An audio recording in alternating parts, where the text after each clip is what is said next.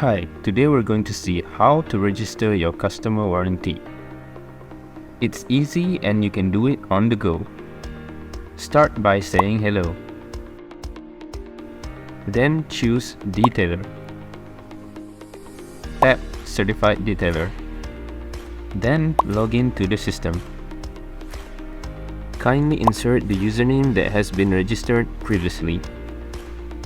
After that, choose Warranty Registration, New Registration, and proceed to fill in the customer's details, such as the plate number, customer name, contact number, car model, and so on.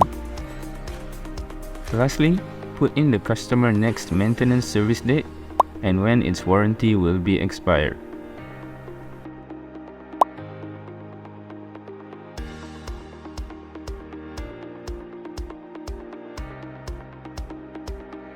For the customer side, they can complete the registration by following the link provided. All they need to do is provide their plate number.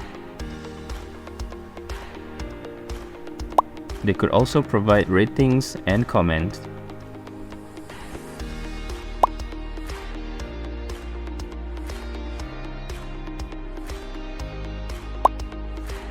Thank you for using our system.